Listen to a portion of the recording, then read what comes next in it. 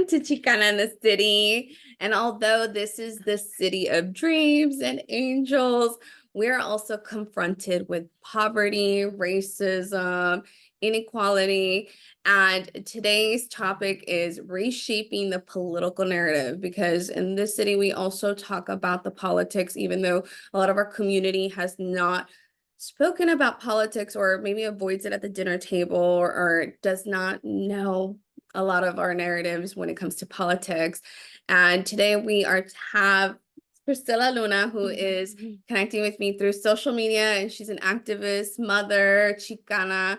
And, one of the biggest topics today is reshaping the narrative within politics, but not only that, is seeing the right representation really push out movement that we really need to have, right? So I'm Natalie Garcia. I'm your host. I am a Chicana, and I am a reporter and journalist, as you guys know. And, Priscilla, please tell me a little bit about you and your background, because we have a special guest, too, that I want you to introduce. Yeah. Well, thank you so much for having me. Just know that I love the work that you're doing. It's really encouraging, inspiring to see other Latinas, Chicanas out there educating our community, whether it's through our culture, politics, or just even being a mom. Like, you inspire me. As we're mothers, we're all mothers here. Yes, we are. And I think, the power that comes with the responsibility of being mothers. But yeah, I think just also like the sisterhood, the supporting the support, that we really need in our community. So I really appreciate that. Know that your work inspires us as well. Mama of three. I actually homeschool my kiddos.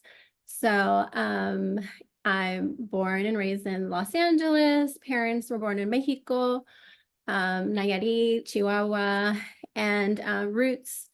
But yeah, with social media, I was talking about, it's a little bit of a love-hate relationship for sure. But I think for me, it's like, I'm personally not like an immigration lawyer. I didn't study politics in college or anything like that. But a lot of it is like, we want a better world for our kids. We want a better world. We envision a better world. And I think part of that is understanding that politics does affect our life, our daily life, whether it's our reproductive rights, whether we can vote or not, even, looking at the like prison system, like all of that. A lot of it is, or schooling, education, healthcare, it's all related to politics. And so when we think of politics, it can be a little scary. And then also very disappointing when you're thinking of the political parties, and where you feel like it's just, you not relatable, or you're just disappointed. And that's why we have Karina. So who gives us hope and inspires us that, we don't have to participate in a two-party system, that there is more, and that we have people like Karina who are speaking for us, who are representing us, and who are giving us hope, because it can feel very like lonely, and feeling like, is this really what it's about? Is that all there is Democrat or, Republicans? And so I'm personally learning a lot about socialism. I'm like baby socialist, still learning a lot. But when I saw and I learned that you were running for the Party of Socialism and Liberation, and being Latina, a mother, like, I saw myself in you. And then I also saw a lot of the what you value and your life, and seeing some hope in that, seeing someone who can be a voice for women, for immigrants. I know you've done work with immigrants as well, and just relatable, but also giving us hope. So Karina is running for vice president for the Party of Socialism and Liberation. She's in New York, but she was also born in California, right? And then my brothers, I heard, or I think I read that you were in Fontana, like your family's in Fontana. Yeah, My yeah. brothers went to Kaiser High School. Stop. Yeah. Oh, wow. You're So connected. yeah, so my brothers went to Kaiser. I went to West Covina High School. I moved out, went to college. My brothers ended up moving to Fontana. They went to Kaiser there. And so yeah, so just even seeing how you were like, in Fontana and talking about the workers there. And, I don't know if a lot of people understand Fontana and like all the like the truckers there and the industry there. It's like there was a reason why all of these companies also moved to that area, right? And so it's all connected. So how do we help our community see the connections and the importance of fighting for workers' rights and for our gente, because our gente deserve a lot more than what they're given. So, Absolutely. yes. So, Karina. Welcome, Karina. We're excited to have you. Well, thank you so much. I'm so happy to be here. And to your baby socialist point, I have to say, like a lot of times our people are more socialist than quote unquote socialists, right? Like it's like, because it could be a label that some people can use, but it's not just about how some label. It's about like who you are as a person, and like what our communities are the most generous. We help each other. I mean, by far generous, right? Like really by far. I mean, I remember like a study from whatever, not even that long ago. It was a whole segment on ABC, and it was like the bottom 20% give double to charities than the richest people in the top 20%, double, right? Wow, love that. And so like, of course, the rich, like they like to put their name on everything. They like to get a lot of promotion for whatever little pennies they give back to the people from what they've stolen from the people. And they like to make a big show about it. But it's actually our people who are not only the most generous, but who actually create all of the wealth in society. And I feel like, I always want to come back to the pandemic. Like we can't like we can't forget what happened there. Like when people ask about like socialism and what does it really mean? Like we say, working people make society run, right? Workers make society run, and everybody knows it. Workers should run society. That's socialism. Fred Hampton said what socialism was in the best simple way. Socialism is a people. And if you're afraid of socialism, then you're afraid of yourself. And so like the ruling class has taught us that socialism is a dirty word, that socialism is whatever scary thing they want to make it. But in fact, our movements all over Latin America, I mean, and not just Latin America, all over the world, because like the number one text besides the Bible is the Communist Manifesto. And so like, we're like taking back that history, and we have a rich history all over in our communities of people who are real socialists. And they might not call themselves socialists, but the way that they actually behave in reality, is socialist. It's So without knowing, right? yes, It's like exactly. not making those connections. And I think a lot of that is the Food with food. education Mhm. part of it. Yeah, definitely. So you More might be we way socialist more than we socialist we than are. some socialists. Yeah. Can you tell us a little bit about your background and why you are a part of this movement? What even made you want to be vice president candidate and kind of be a part of this, especially as a Chicana coming from, communities that are interconnected with all of us? Yeah, for sure. So you like Priscilla said, I'm originally from Southern California, and I gotta rep both. It's both Long Beach and Fontana. Okay, I love It's, it. it's Long Beach and Fontana because it's true. So like my mother passed away when I was young, when I was 5 years old, and after she passed away, we were living in Long Beach at the time, and then after she passed away, we moved to Fontana. And so like I grew up like my grandmother is my heart. She's like como uña y mugre. I was the mugre, I was the dirt under her fingernails. So Yeah. that's so I was at her house every weekend, every vacation when I got sick.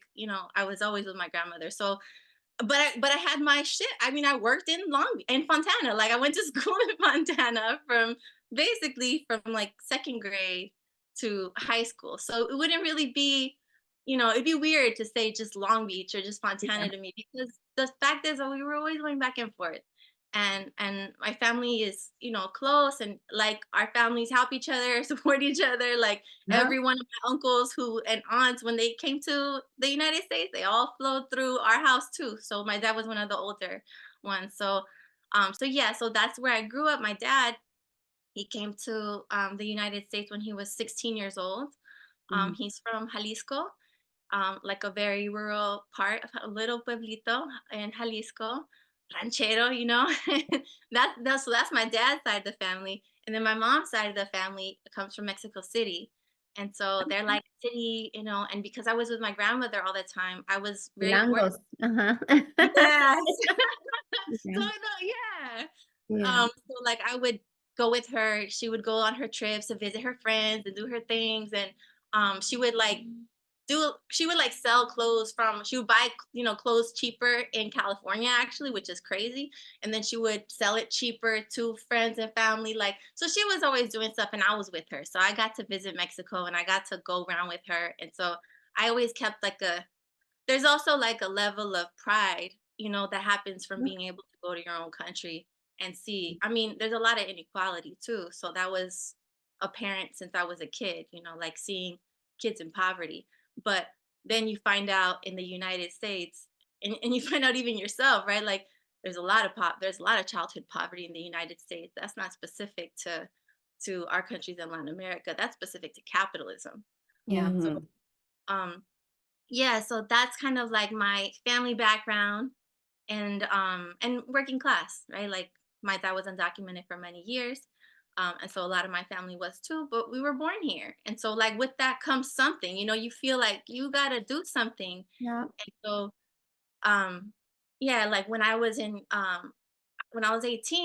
I have to admit I was like trying to get out of Fontana, and because there's a lot of stigma about against Fontana.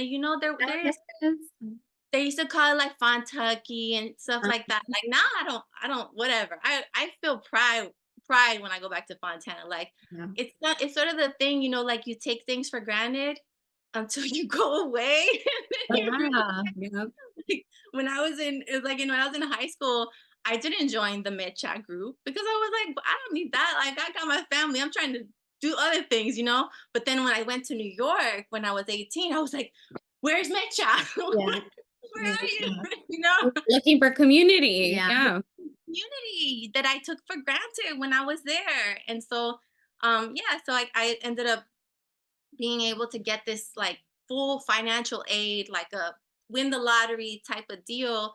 And was able to go to college. And so I moved to New York to go to college. And so, when I got there, I was just like, I gotta do something. Like I gotta do Yeah. something to deserve this, because I knew how ridiculously hard and impossible it is to be able to access an education in this country, despite all of the, pushing and whatever, all the fake news about it, like the way that they talk about it, like it's your own failure. In reality, there's a million barriers that are stacked up against you.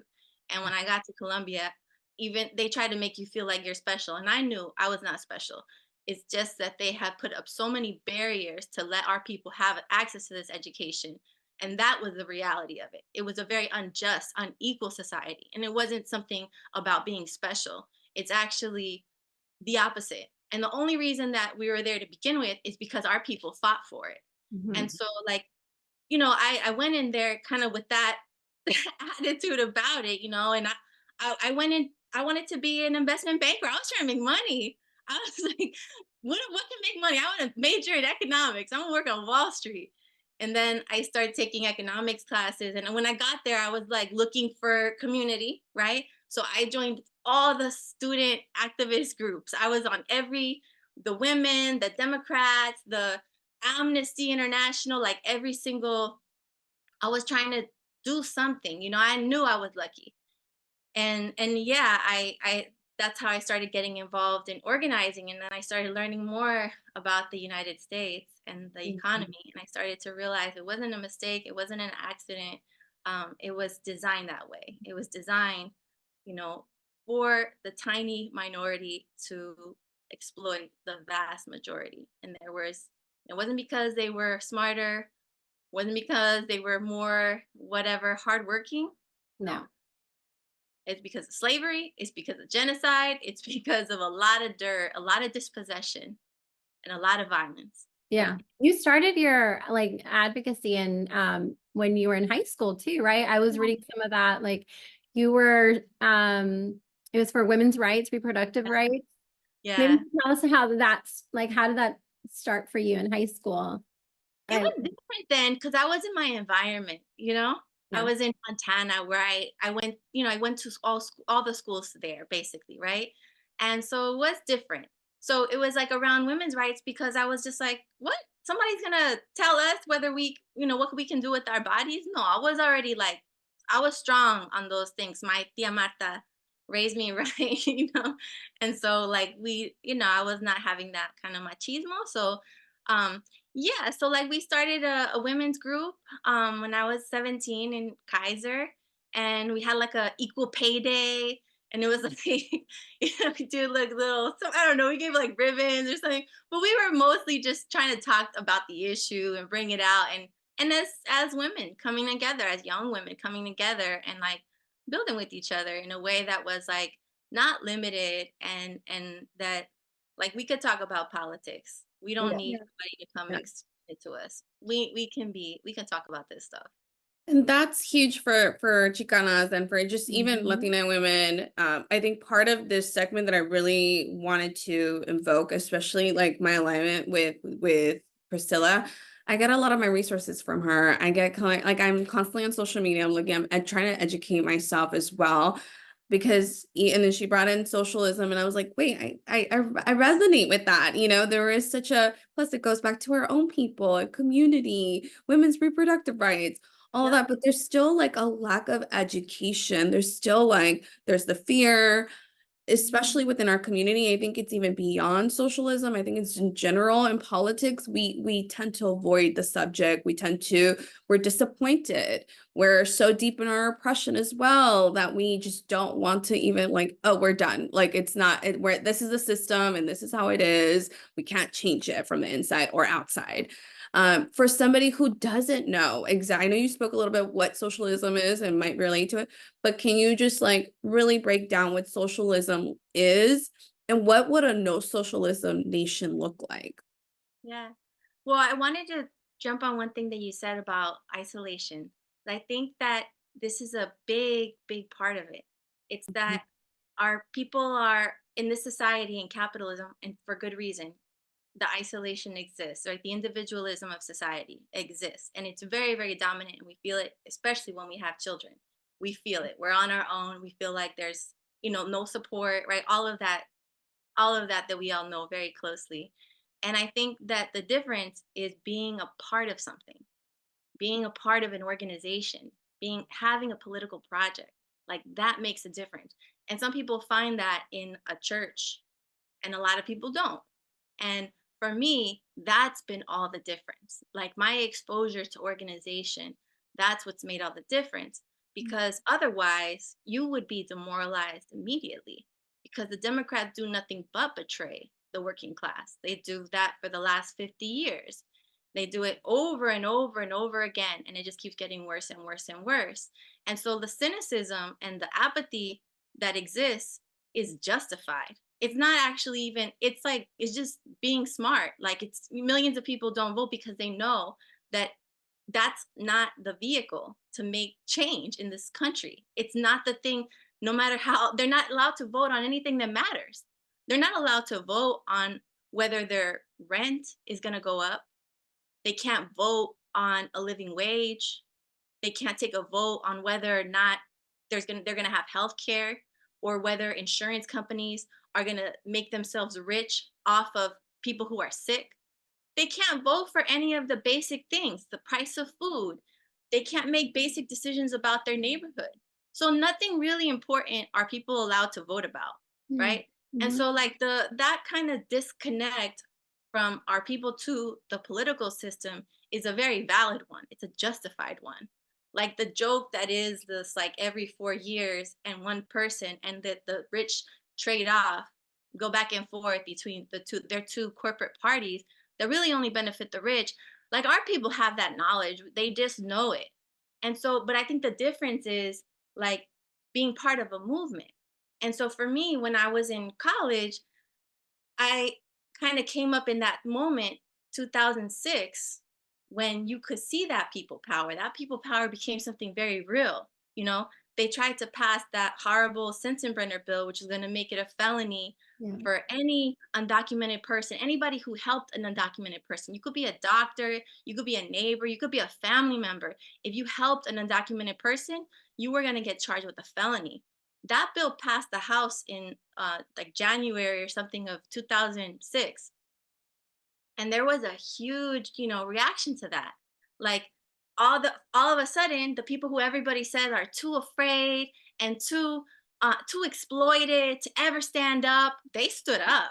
I mean, remember those times? Like they stood up, and they stood up everywhere. They stood up in big cities, hundreds of thousands of people. They stood up in little cities and places where we didn't even know there was Mexicans everywhere. And so I was like, yeah, I'm part of this. I'm trying to help in this. And then of course the movements go up and down. And the Democrats try to redirect things back into the electoral process, back into no, you guys get back. Yeah. We'll take it from here. We're the ones who understand this stuff. You guys don't understand. We're the ones who do this. And so like that's the political organization that's missing. That's what we're trying to build, Yeah. because we have no shortage of movement in this country. There's so much struggle in this country for everything, for housing, against police brutality, for immigrant rights, like every kind of struggle. There's tons of it. But there's a lacking of our own political organizations that can unite all of these different struggles under one program. And that's really the purpose of this campaign. It's to do that, to provide this vehicle that like we actually need our own instruments. We need a party for the working class, of the working class. And that's what socialism is too. Socialism is having political and economic power for the working class. That the workers, make society run, they should run society. Like this is what we're talking about, and I'm gonna go back to the pandemic because it shows a lot of things that they say are impossible that are actually very possible and immediately happened during the pandemic without any real like fight, honestly. Like all the things that they said was impossible. A moratorium on evictions, that happened. Free transportation, that happened. Not everywhere and equally, but that happened. Free internet, that happened. Like people getting childcare payments, that happened. That was possible. People getting income, like a lot of things that they say were never possible, could never happen, happened. We've been fighting for like a moratorium on evictions for years, and the Democrats were always saying that's impossible, you can't do it. When the pandemic hit, they did it immediately because they understood the situation that they were in.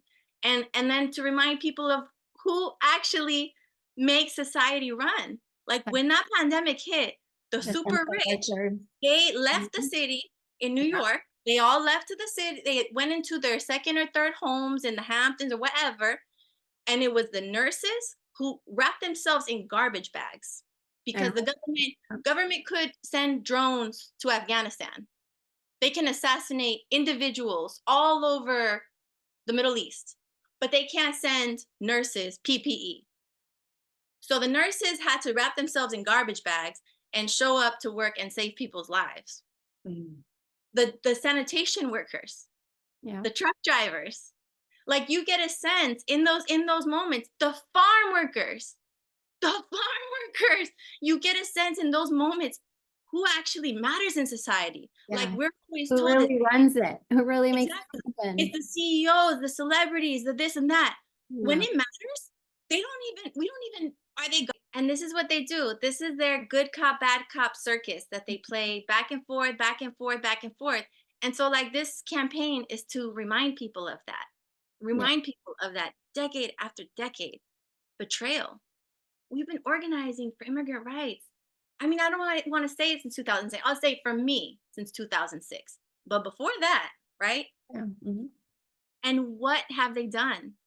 Nothing. Thing. Breadcrumbs, nothing, nothing. They betrayed the people over and over and over again, right? Obama, sí se puede. And then he gets into office, no se pudo. He's Yeah. the one who became the deporter in chief. And who was with them?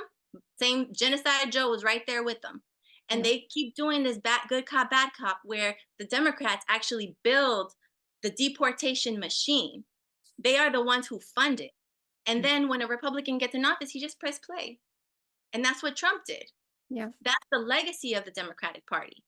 And so, to the fear of Trump, there's also an understanding, I think, by a lot of people that it's the same shit.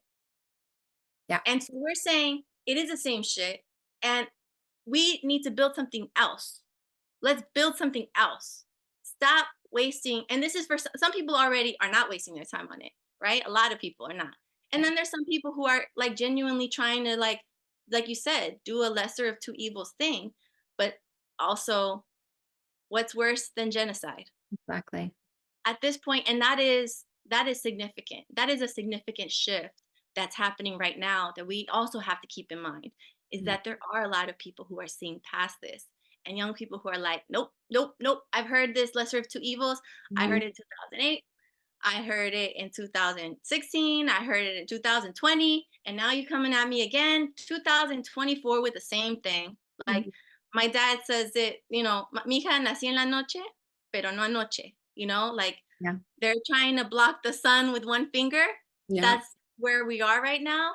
But if there's no alternative, and if we're not being honest about what we actually need, because we could say all the things that we're against all Yeah. the time, but actually we need to build an organization, a project that's for us, and say what it is. It's not the Democratic Party, it's socialism. Like Yeah.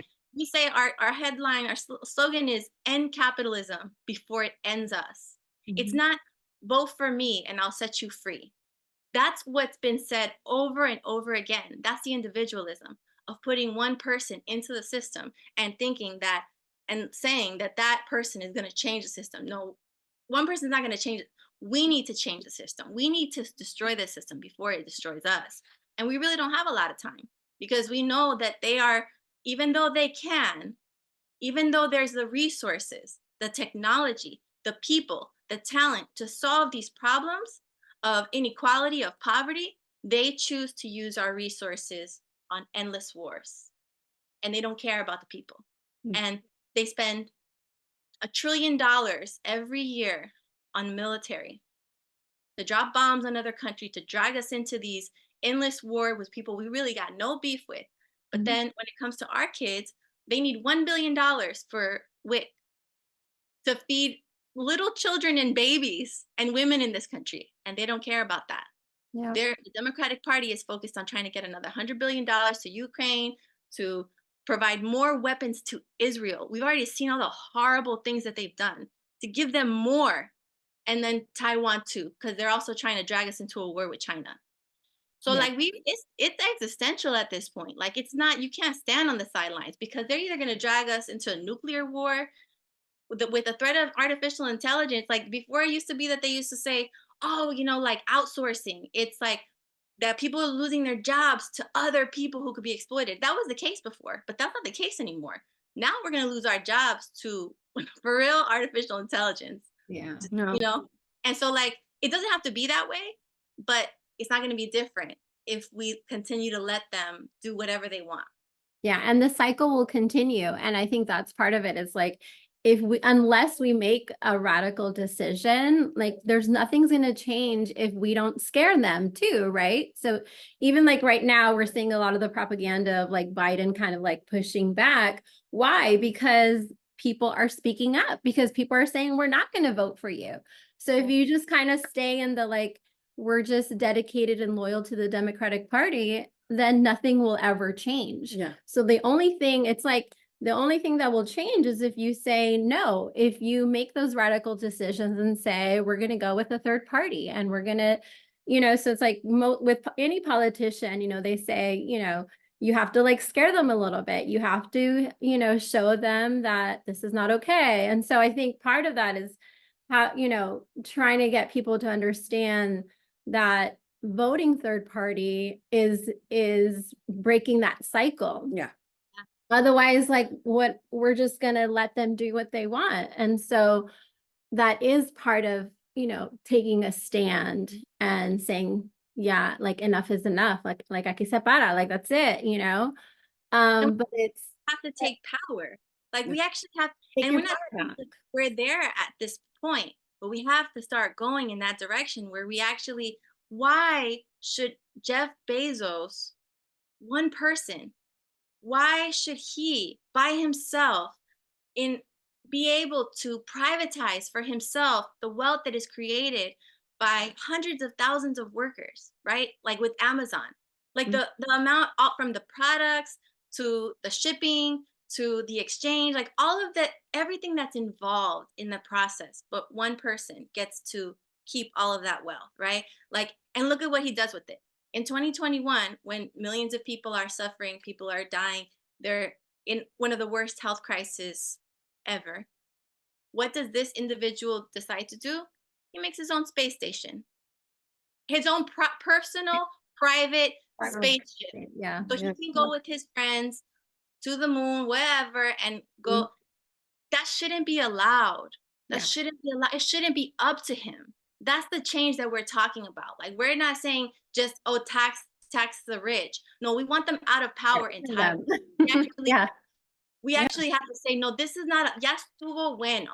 This is not allowed. You cannot keep the profits to yourself for the work that millions of people contributed to. And not pay them. Yeah. No. And that brings me to taking part of your power back is also unpacking the fears, right? And part of the big fears, especially in Latina communities, is communism and associating communism with socialism and taking out capitalism out of it.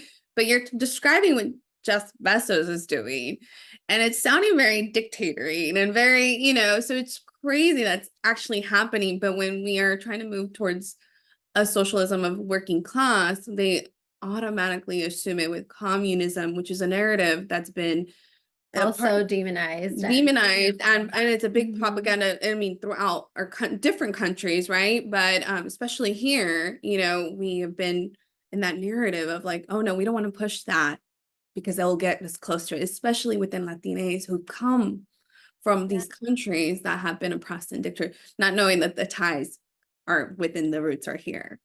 Right. Can you explain a little bit about that? Yeah, for sure. I'd love to. I mean, it's the world upside down, right? Because this is called a democracy, but we all know it's a dictatorship of the rich because we don't have the power to make basic decisions about our lives, right? Half the population, they can't even make a decision about whether or not they and when to have a child. Like they have the right to be hungry. They don't have the right to get food. Like they don't have any of the rights that's been said. How many in the last 20 years? How many times whenever they want to invade another country and exploit their resources and exploit their people, they say they're fighting for democracy. That's what they said with Iraq, right? And a million Iraqis later who have been killed because of the profits of a few corporations of Halliburton, of ExxonMobil. A million people killed. That's democracy? No, of course it's not. So it's a lie. It's an absolute lie that they've repeated over and over again, right? And like we have to combat that. And so, there's a reason that we're told that socialism is bad and it's a terrible thing because it's bad for them. It means that they can't continue to own everything and exploit everything and make decisions about our future that are narrow, short-sighted, and only for the benefit of a few. Socialism does mean that. That's why they hate it. They could be for anything else. Like you could be in any other type of group, but you can't be in the socialist group. That's the one that is never celebrated. And we don't want it to be because it actually is a threat. And we should understand it to be that. It's a threat to them. It's a threat to the people who have been benefiting, from the mass exploitation of our people. It is a threat to them. It means they can no longer make super profits by putting children to work. You said a lot there that really just resonates with our community, especially like the first gen, second gen, even Chicano, but even within our immigration, like immigrant community that comes in and, they feel like they have no power, no, engagement. Where does the socialism and your movement really stand with the immigrant worker and the migrant, just like the injustice that are happening within our community? We see it, we feel it even as Chicanas, we're a part of, like we connect with that because that's our community, that's our family, that's our tios, that could even be us because we even are being threatened Yeah. with being deported, even if we're born here. So Our parents were not born here. yeah. And so where does your movement stand? Where do you stand, party, with immigration reform? I love that question because that was really the reason that I joined the party, honestly. Because the party was like, before when I was an activist and I was being very practical, I wanted to do something as a student to do something for my people at that school. And so I was part of this group called United Students Against Sweatshops. And so, like, what you could do is a perfect practical solution. It was like the students at this university can be in solidarity with the workers in the Dominican Republic, in Mexico, in Guatemala, and all these different places where US corporations are exploiting the people. And you can have these like student worker solidarity campaigns, and you could use your power as a student to put pressure on the university could put pressure on Nike, and you can help to lift the living conditions of other people, right? And that's a good thing because these like they're doing horrible stuff, right? And so that's within capitalism. I was doing that and I felt good about that. And then there was a comrade who asked, okay, well, what happens if you guys win? Like if you really really really win and you get Nike to be the best capitalist around, right? And they give, better wages and they give all this stuff. What happens under capitalism? Under this system? And I was studying economic and I was just like, oh, well, I guess then Reebok, who might have worse conditions for workers, they would come in and take all that market share because the investors under capitalism are investing the rich are putting their money that they've taken on in all kinds of greedy ways. They're putting their money to get a return. And the rate of the return matters. Not just getting a return, the rate of return, right? So that means that if they're not getting the highest rate of return from Nike, they're going to go to another place where it's going to give them a better rate of return. And that rate of return keeps going higher and higher and higher the more that you squeeze the people, right? Yeah. And so, yeah, under capitalism, if you get Nike to be a good capitalist, they'll just be replaced by Reebok. And Reebok will be an even bigger capitalist now because now they've taken the market share of Nike and they're even stronger and they're even bigger. And it goes on like that. And that's the capitalist side of it that spoke to me. In terms of the immigrant rights struggle, I was still coming in from the perspective of like, I'm not supposed to be here really. Like, I got here because of this financial aid. If I didn't, my family's poor, if I working class, like if I didn't get this money, I wouldn't even be allowed to be here. So I should just be grateful and I'm here, thank you. Right. And so, I'm in this political moment where, immigration it's been a topic forever, right? Yeah. But I'm in this political moment where I'm hearing about illegal immigration and all this different stuff. And I'm just like, no, but the immigrants aren't bad. Like they're, like they're coming here because of this, that. I'm trying to convince liberals of the humanity of our people. And, it's not their fault. Like, and the difference was the analysis of a socialist party. I didn't have to explain that to them because they understood exactly why immigration was happening. They knew that immigration is a consequence of US imperialism. It's a consequence of capitalism.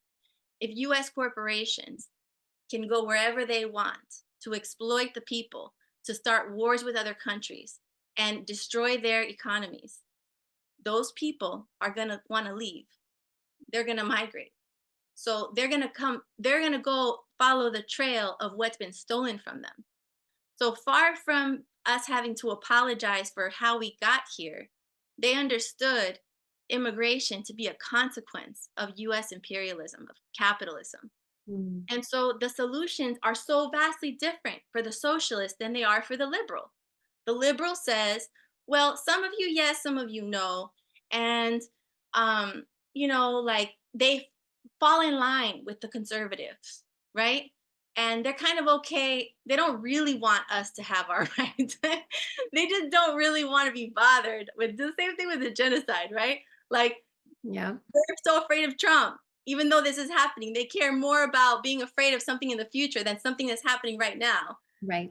The Yes. socialists, my party, did not have the position. My party, from the very beginning, said amnesty, full rights for all immigrants.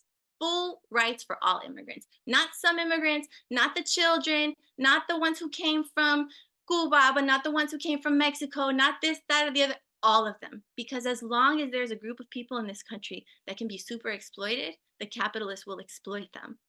And that's our people. Like the working class is our class. And it's our class in the United States, and it's our class in Mexico, and it's our class all around the world. And that's a very different answer because it helps you. It's not just a policy, it's a worldview, it's an understanding of history and political economy. And And look at the actually, roots. revolutions, Yeah. it goes to the roots. Yeah. So Why are they coming? Right. And then it's Yeah. also focusing not on be they don't criminalized. want to be here. They want to be home. Actually, it's their fault. It's the US government's fault. Yeah. Right? Like they are responsible. So US corporations, they want to flood Mexico's economy with NAFTA. They want to displace farm workers and people who had their own farms, campesinos, right? Because they want to make money in Mexico. So they can go to Mexico, these US corporations go to Mexico, have all kinds of effects on the Mexican economy, flooding their economies with US subsidized corn, for example. Yeah. Then those Mexican farmers can no longer lose their land. They are importing corn from the United States that's been subsidized by the US government, which is by us. And what are those campesinos going to do? They come up north, only to what? Be super exploited by these same corporations, to be treated and dehumanized and called illegals. You know why we're here. They know. I'm sorry. They know why we're here. And so like that's the thing that the Democratic Party won't tell the truth about that. They like to play dumb. And my party, the PSL, doesn't play dumb. Yeah. And we already saw the gentrification of Mexico City, of big cities in Mexico and smaller towns and everything. So that narrative being switched where they're not being called illegal, they're not being called, they're invading our, like they are really, and the prices, we've seen prices of food go up, rent go up, and, even just the economics in Mexico have been changing within the last couple years, actually, Yeah. even more since the pandemic. A lot of Americans are proud to just go run over there, even have a second home out there, have no consequences and then not have, the ability to be like, oh, we're not legal. We're here. We're helping your economy. But vice versa, when Mexicans come here, it's a whole different narrative. So I love that you brought that in. And then immigration is a symptom of capitalism. And so then, if we were then to change that narrative and instead of asking about like, well, what about immigration? Then maybe the question is capitalism isn't working. And so that's why a lot of Americans are now moving to Mexico and to other, places because capitalism isn't working. So then the question is, let's focus on capitalism and switching over to socialism and educating our people through then we won't have all these other issues. Yeah. And so educating people about that. No, and I think when you started talking about Mexico, it's also at the very same time, how is the US relating to Mexico right now too? You have the Republicans who are doing their little threats against Mexico. That they're gonna invade, that they're gonna do this, that, and the other. We all know it's BS because Mexico is not a little country. Like they like to talk tough, but it's not a little country. So, and if you couldn't win in Afghanistan and you couldn't win in Vietnam, which are smaller countries, you are definitely not going to win in Mexico. But it's not really about winning. It's about bullying, right? And so like for me, when I was approached with socialists, when I met socialists, my party, the PSL, I actually was not like super hostile to it at all. Because like for some families, like, you know, Chicano families, like they're afraid of it. But like and my family was not socialist at all. But the way that I understood Cuba was not like a bad thing. Yeah. Like when I saw pictures of Che, I was not mad at Che. I was not mad at Fidel, because to me, the way I understood those is that they fought for their own country. They took back their own country. Their revolution said to these US corporations and to these rich people who were treating their country as a casino, as the playground for the rich, where they would come and set up shop and they would exploit the people and they would exploit the resources. And they said, yeah, ya estuvo bueno. And they had a revolution. And this tiny country, this small little country, with against this giant bully with the biggest military and the biggest whatever, and the people won. Because they were not, they actually supported the revolution. And it's been 60 years of threats of terrorist attacks against the Cuban people from the part of the CIA, the State Department. And no matter how much they tried to overthrow the Cuban Revolution, they haven't been able to. And so that to me was also like, that hits too. That's a reality. That's not just like some ideas. And so like, even when I was going around to the party, it's not that I necessarily even wanted a revolution or that I thought that a revolution in this country was possible. For me, when I started, I just thought like, well, this is right. Like Yeah. capitalism can only give us what it's giving us. And actually, this is the right thing to do. And I don't know if it's possible or not, but it's the right thing. And I'm going to try to build the right thing. Like this is a working class party. Like I actually think if the change is possible, it's going to be possible by working people being involved in it. Not just students, not just rich people with their charities, but like working people. And then when I was able to go to Cuba, it sort of made some of these things more real to me too, because then I start to see the real people, that it's not just the photographs and, you know, the Che pictures, but it's like who sustains and defends the revolution, and the way that the Cubans are organized with their committees of defense for the revolution, their women's organizations, their student organizations, their May Day marches, like the way that the Cuban society is organized. And that's not to say that things are perfect and everything is perfect in Cuba. And no, because the US has been suffocating Cuba. Even in the pandemic, they put them on the list of state sponsors of terrorism, which is the most ridiculous thing, because the US, who has been invading Iraq, Libya, Afghanistan, invading all sorts of countries, Cuba has not invaded any other countries. Cuba sends doctors to Haiti, to all over Latin America. They send, you know, technicians. They fought against apartheid in South Africa. Like that's what Cuba does. They send doctors and professionals to help other countries in Latin America, even though they themselves are being squeezed by the US that says, if you trade with Cuba, you can't trade with us. And still, they still have been able to defend their revolution. So like those kind of realities, I think for me too, like they make a difference in the way that my approach to it and my understanding of actually what is possible. Because like we live in the richest country in the world. There's no scarcity. Cuba had to overcome underdevelopment and colonialism, and they have a blockade. They have the world's biggest military power breathing down their neck, preventing them from getting the supplies that they need, even when they can get them.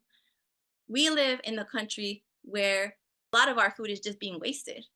Right? They'd rather throw it in the garbage than give it to our people. Yeah. And I remember that my aunt used to work at McDonald's. They used to make her put a lock on the garbage cans to prevent people from going and getting a burger from the garbage can. Like that's capitalism, you know? Yeah, and I love that you said like what is possible, because we saw in 2000 and back when Bush was in administration, we got the order of ICE, right? ICE was organized and it's been built as an organization to, you know, protect the US. So this was, I mean, how many millions of billions of dollars have gone into these organizations, and to protect the US. So the immigration reform is possible. Organizing immigration is possible. Having more understanding is possible, but not in the way that they're trying to do it. And the way that they were doing is more of oppressive. So they do have the means to do it. It's just trying to organize that better. What is your thoughts on ICE in general? How it's been so oppressive to our own community, but how would, dismantling it and then having a bigger, like something more impactful for our community that helps our community and really protects everyone, not just certain individuals and oppress other individuals. Yeah. I mean, that's where like the analysis of foreign policy and US imperialism as a system, that's where that's the most important. That's really the difference between the socialists and the Democratic Party and the Republican Party. Because we're saying that in order to understand immigration, you had to go to the root. What are the root causes of immigration? Mhm. And if you go to the root causes of immigration, then it has to do with a lot of meddling and a lot of US interventions, and it has to do with US corporations and the history of dirty wars in Latin America and the fact that the US thinks they own the world, and Mhm. they just the US government, right? Not the people, because the people actually don't have any interest or desire to invade Iraq or invade Afghanistan, or even overthrowing other countries, right? In Latin America, like they did with Chile, like all of the dirty wars in El Salvador, like training death squads. That's the history of the US government in Latin America. And so for that, I would point people to this good book, Open Veins of Latin America. Like this is about, like, you know, there's no such thing as poor countries in Latin America. There's only exploited countries, Yeah. Yeah. right? And so and they're being exploited by the rich in the United States. And that's not actually even benefiting poor working class white people in this country. It's not benefiting anybody but those rich people. And Mhm. so you got to look at the root of it. And if we were actually, and when you take another step back too, and you think about the climate problems that we're facing too, that's another thing, right? That And we so have the global immigration. north, Mhm. yeah, the global north, responsible, responsible for what's happening with the environment, and the global south, the ones that are about to pay for it. That has to change. Like in any kind of logical system would see that if we have all of our markets international, our whole economy international, then our solutions to climate change would be international. That we would actually treat other countries with dignity, that we would take responsibility for the crimes that they've committed that are impacting the global south. And so like the spirit of a socialist foreign policy would be a spirit of cooperation. It would be a spirit of shared humanity. It would be about taking that wealth that has been stolen from the world and using it to improve everybody's standard of living. That every single person in the whole world actually could have healthcare, education, basic sanitation, like all these things are possible. We actually live in a moment where the technology and the resources exist for that, but we're being held back by a group of people who, Yeah. what do you say about them, right? In a time of a pandemic, instead of they use public information to develop the vaccine, but then as soon as they develop the vaccine, intellectual property, they don't want to share it. Yeah. In a Profit. global health crisis, when the whole world needs to get rid of COVID. And no, the private profits of pharmaceutical companies are first before saving people. So just like they don't care about people in Iraq, Afghanistan, they don't care about people in LA, and they don't care about people in the United States, right? They let people die. Their COVID policy was worthless. In China, however, they were actually making sure that people had food, that people had healthcare. They built hospitals during the pandemic. Like they're actually trying to move forward. And this country, the ruling class is not. They're not putting any of our resources where they could be. So like our solutions are totally practical. Like we actually should be using the resources that they're throwing at Halliburton for more war and all that military spending. We would cut that 90%, and we would use that to build infrastructure in this country and provide everybody with their basic needs. That's socialism. I was thinking, like, I think a good understanding of with all these different like issues and topics, is under socialism, you wouldn't have mass what is it, like people coming to the States, because their countries aren't, we're not exploiting their countries, Right. because we're sharing resources, because we're being fair. And so under socialism, all of those issues that we have now, which the Democratic or Republican Party are not providing solutions, they're making it worse. So a vote for the Democratic Party is more war, more exploitation, more invasion, which is causing more immigration. They're not taking care of the planet, right? So under socialism, joining the movement, being part of the movement, you have to think long term. But also under socialism, you wouldn't have exploitation. We wouldn't be at war. There is no capitalism, and you're not, invading other countries, which then is causing. So if we were a socialist society culture, there wouldn't be this issue of immigration, like people having to cross the border that way. There would be a fair pathway if you wanted to come, but most of the people that are coming, they didn't want to come in the first place, and they wouldn't come if we left their countries alone. So that would be the solution, is that we leave, we help them, right? Instead of exploiting them and invading them and causing all this corruption. So then, it would be a better world. It's an absurd thing what their logic is, because if you look at Palestine, right? So it's like you are destroying their country completely, and then those people are going to leave. So now you're going to criminalize them wherever it is that they go. Well, the Palestinians are not going to leave. They've been fighting for a long time. It's not going to be so simple. But I'm saying the condition, the example, it's a logical example. Criminalize the people who are leaving that situation, right? That's what capitalism has to offer. But obviously it's nonsensical. And then if you look at the migrant crisis that they call migrant crisis, it would be not that complicated to stop. A lot of people that are coming from Cuba and Venezuela, that could stop if the US stops sanctioning and blockading Cuba and Venezuela. The United States government intentionally creates policies meant to suffocate those countries, to punish them for taking back their countries. That's what it is. That they're saying, this is our country. We're going to use our resources to develop our own industries.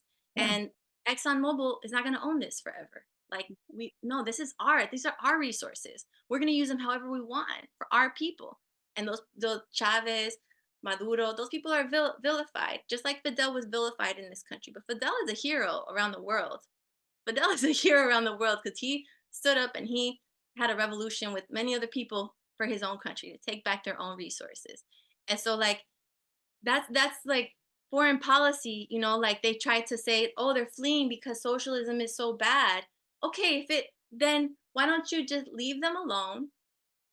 Stop invading, stop sending your CIA, stop putting all of these financial constraints, because everybody knows the US controls the financial system, right? The United Nations is we see it all the time, the undue power that the US has. We are the bullies of the world. In the world. Yeah. And so they have all these policies meant to suffocate the people who are trying to take back their resources.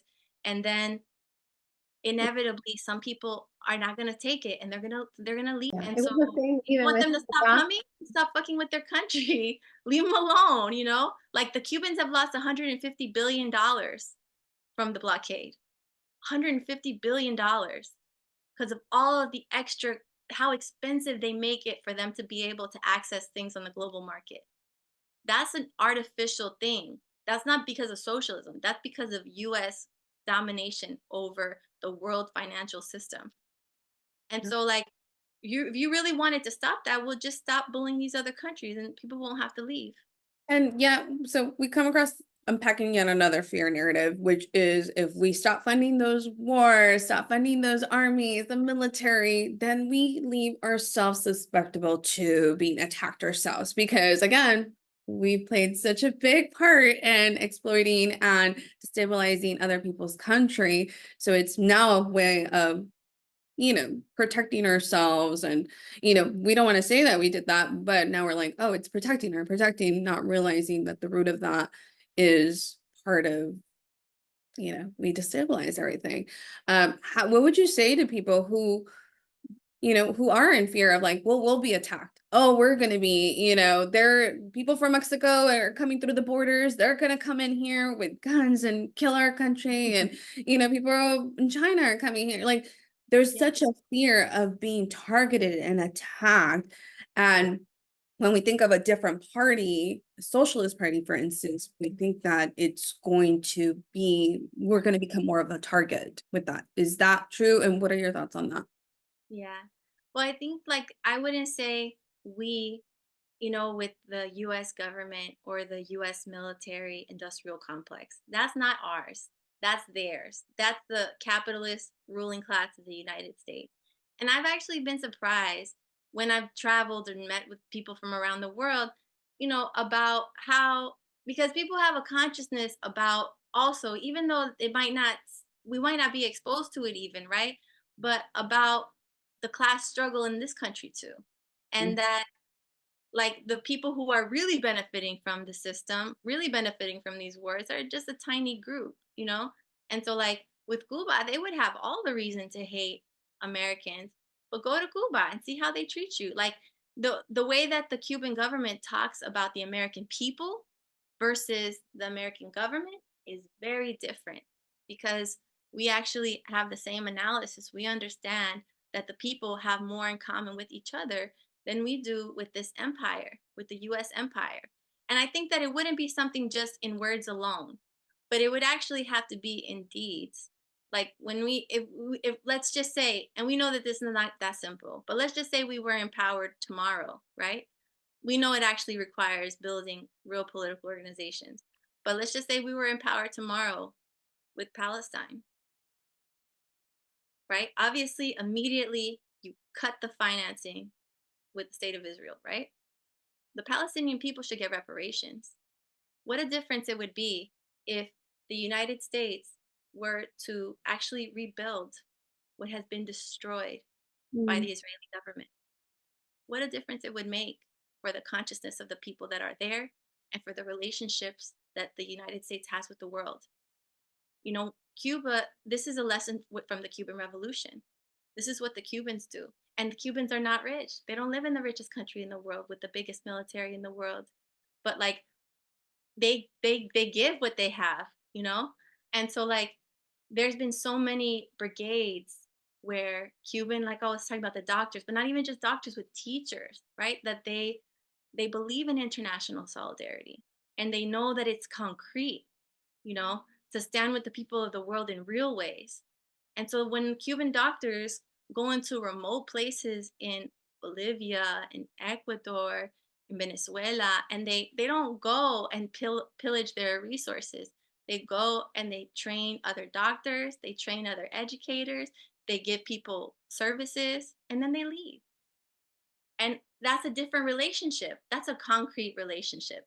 The US does not have that relationship with any other country in the world. And what a difference it would make for us to do it. And I know that people would sign up for it because people have. Yeah. There's a history in this country, even with the fascists in Spain. There was a brigade of Americans, socialists, that went to Spain to fight fascism. So there's international solidarity in this country too. There's a history of it, but it's something that's very much hidden from us. It's something that, in order to make us believe that we're in such a scary, awful situation, they're going to be our protectors. They have to erase our history and they have to put, like you said, put that fear in us about the other people.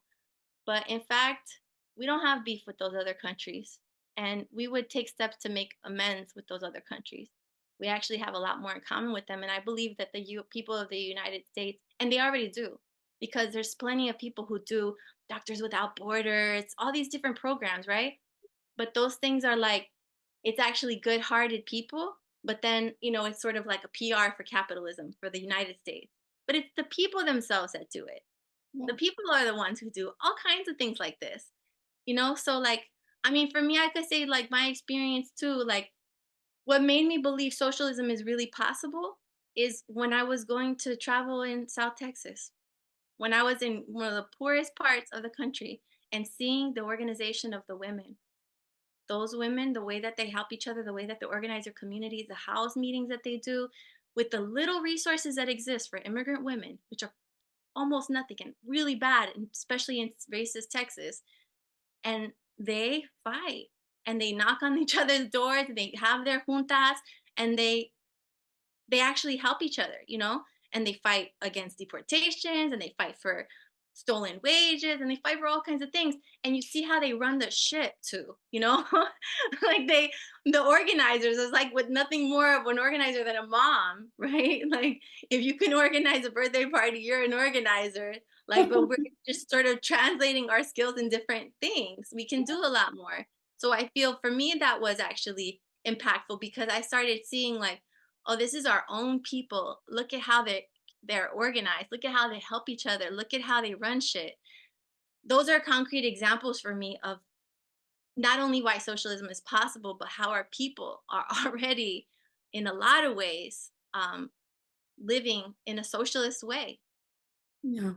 Yeah, and I do agree with that, that we have already done the humanitarian work. We go out, we rally, we work, Mhm. we help each other, we uplift each other, even within businesses or just in general. Like we're trying to spread a lot of our wealth within, we have a little bit here, you take a little bit. So, Yeah. and that's just the community, right? And, I definitely, thank you for being with us today, especially on just giving us more education. I do come from that background that, politics was just never spoken in our house, and if we did, it always end up in a fight, or we disagreed. But I think it's important that education is important, and because a lot of the narratives have been based on fear, especially within our community. I mean, if you speak out, you leave, automatic, you might get deported, you might get arrested, you might, all of these things. So it is important to start opening up these dialogues and opening ourselves to, hey, there's more than two choices, right? That, I want to wrap this up, but I don't know if you want to add some things to that. But my question too for you is, like, we talked about Gaza a little bit in Palestine, but there's intersectionality between Chicanos and indigenous people, because a lot of people are like, well, that's happening overseas, that's not Yeah. us. But just like the displacements of a lot of our own countries down in the South, it's happening overseas, and we're seeing that, again, we're funding it, we're a part of it, we know it. you know where does the political party stand, the Socialist Party stand in that section of, kind of just like seeing the intersectionality and saying, yeah, we have to repair that. We have to give them reparations. Just like we deserve reparations, they deserve it too. Absolutely. The Palestinian people are our people. Like we don't have anything in common with the US government. We don't have anything in common with the apartheid Israeli government. That we see the same way that they displace and dispose, and they set up all their walls, and they harass, and all of the different types of violations that the Israeli government does against the Palestinian people, the US government has done against our people in this country too. And they very much work, I would say that the U.S. It's we know about the IDF's kind of training it too. Yes, for sure. They have a communication back and forth. They help each other. They, of course, the U.S. finances Israel. So Palestinian people, our people, we have nothing in common with the Israeli apartheid Jim Crow government. Just like we have nothing in common with our own racist, also kind of apartheid government in the United States. Yeah. You go to Tijuana, you see that wall, you start to see, the walls that the Israeli government has set up all over Palestine. And when we talk about, land theft, Yeah. help but think about the whole Southwest. Mhm. Yeah. On a land theft that we're familiar with that is glossed over, but that is very real, Yeah. right? About the criminalization of indigenous people, how they've been pushed off of their land, and then um, humiliated in ways that are unspeakable, really. Yeah. Um, We don't have to like, it's not like a big stretch. When you see it, you recognize it. Yeah. And that's why I think it's resonating with so many people, so many people around the world, because capitalism is global and US imperialism is global. And so all around the world where you see these massive demonstrations of people coming out and supporting Palestine and saying free Palestine and the occupation and the siege of Gaza, stop US funding of this genocidal Israeli state, is because the people see and they feel it. They understand it. If you Similarity. have a brain and a heart, you will see what they are doing and you won't see yourself in it. You won't want to be a part of it. And on the flip side, when you see the Palestinians, the humanity, the incredible resistance for over 75 years, you see who you want to be. You see who you can, like it makes you want to sit up straight, and that's really powerful too. The way that the Palestinians have been able to resist Yeah. despite having the biggest military force against them. That is a remarkable um, feat that shows you, people who want to be free are going to be free. And we are touching on the, if nobody's free, none of us are free, like it's liberation for all of us. It is like Palestine is part of that movement. So I want to thank you so much on educating me about socialism, and Priscilla too, for ongoing those posts. I know she's like, I have a love and hate relationship, but I, someone who works in social media and media, I get my information from sources like this, and it goes beyond social media. We also meet each other, and we see the protests. We'll have community events, and I think that community is a big part of this, and educating ourselves and aligning with community. Is there resources that you can tell us about where people can find community and learn to educate themselves a little bit more on what you're doing, on the socialist movement, on just in general community? For sure. Okay, so I'll say, in terms of our campaign website, votesocialist2024.com. That's where you can find out about Claudia and our campaign. But we have the Party for Socialism and Liberation. We have many websites that we also have. Liberation School is a great place for you to find resources to be able to have these discussions and conversations around everything, right? Around imperialism in Latin America, immigration, women's liberation movement, Black liberation movement, indigenous rights, like everything that you are interested in. We have some resources for you, and probably even toolkits that you could use to have your own cafecitos, your own meetings. Like that's what we're trying to build.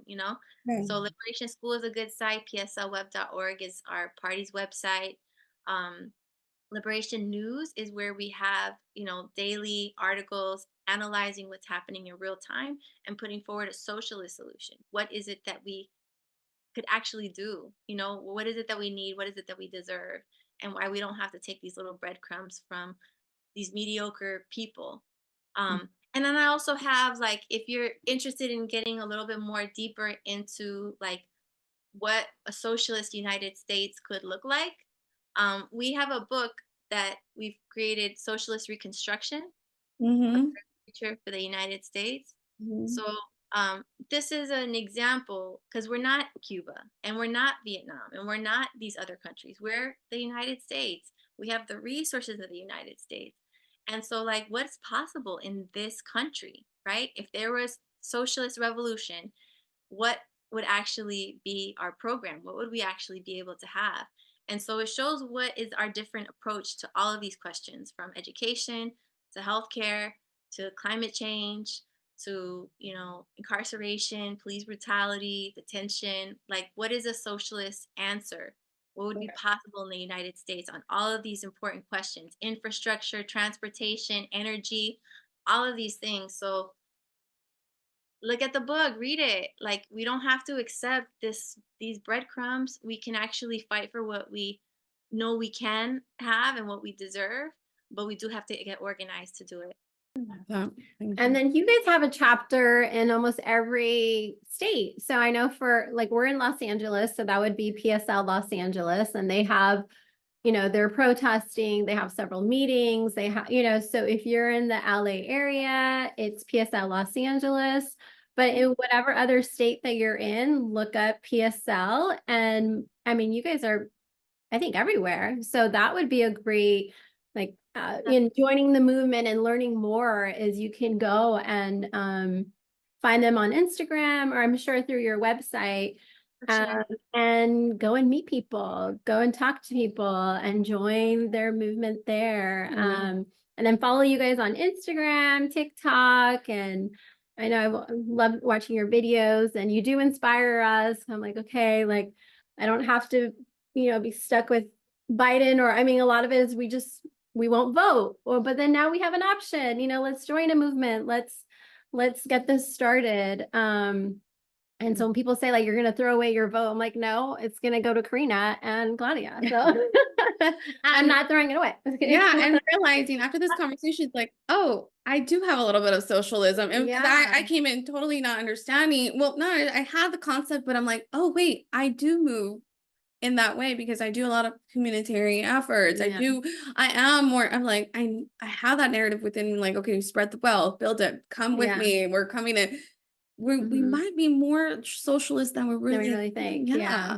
And a lot of it too is the culture, Listen to right? people. The US, yeah, it's like the US individualistic mindset, the like, I'm going to go and get a degree and go and, conquer the world and become a billionaire. Yeah. And, it's like, is that, it's also shifting. Like, is that really like, we don't need to do that. If we all had healthcare and we had all the things that we needed, we're not thinking about, I need to go make $1 billion and how, because we know at the end of the day, in order for you to do that, you're going to be exploiting people. Yeah. And we don't want to do that. That's not in our nature. And so then it conflicts, right? The conflict of the culture of the United States just doesn't fit with, it doesn't fit. Like It's so- I would be, we were and talking it's about, the US too. Yeah. yeah. And like that's not even like we have our in Mexico, we have our own values about quality of life.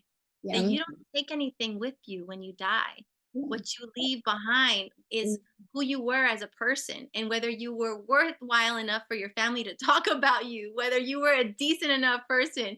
Dia de los Muertos, right? Like we know, and we talk about death all the time, that you don't take anything with you. So what is the purpose of your life? What is the meaning of your life? It's what you are able to do with others, who you are. It's not how much money you can accumulate. Yeah. Yeah. So I think it's definitely a culture shift. And then we don't feel like with socialism, that feels more at home. That feels more of like this, it feels right. Right. And that's like, it just feels right. Like Which this is, Which talks about a lot of our Latina entrepreneurs that go into these corporate settings and say, oh, I'm dealing with imposter syndrome because I don't fit in here. And then you start realizing we don't fit in because we don't have that mentality of trying to exploit our own people. And when we do, we're like put in that position, we're exploiting ourselves, it's really digging deep these narratives that we've been taught that are like, oh, I don't fit in, or this is not my narrative. But we've been kind of just really indoctrinated most of our lives. Yeah. So, you should be proud of that. You're right. Like you should actually be proud of that because you're a decent person. Yeah. And we were talking about that, like former employers, and you're just like, okay, you're rich, but how did you get there? And I don't want to do that. How do we be part of that? And that's not, Yeah, we see a lot of Latina entrepreneurs, Latina, just women who are rising to building different structures. So like I said, they might be a little bit more on the socialist side anyways. We're not really calling it that. So, but I love that you have these resources that we can start learning and unpacking these fears and really reshaping the political narratives within ourselves. So thank you, Karina. If you want to have any last statements for our audience, please do. Thank you again for being here. Priscilla too. Appreciate you. For sure. No, just thank you. Thank you so much for what you're doing too. It makes a big difference to be able to, like you said, see yourself reflected in what's out there, you know, whether it's on TV and blogs and social media. Like, it makes a difference to be able to have these important conversations in our community, and to be able to dream bigger, and to demand bigger than what it is that they're offering. I love that. Thank Mhm. you. Yay. Well, thank you again, guys, and we'll tune into the following weeks. I appreciate this, and I'm gonna go check you out soon enough. So thank you, Karina, for representing. Yeah, and then you're also in town next week, right? And Yeah. so we'll get to see you then. Yeah. Come through, check out PSLA, get the information. But we're going to be doing a launch event there on next Thursday. We're going to be meeting with some students in UCLA. They have a list of stuff that's going to happen, but you could better find it on their Instagram. This will probably air after, but I will Yeah. definitely recap the event because I'll be there too, and I'm just excited Nice. to go beyond the screen and really build Yay. community in person. So thank you again, and I'll see you. Thank you. Thank you so much. Bye. Bye.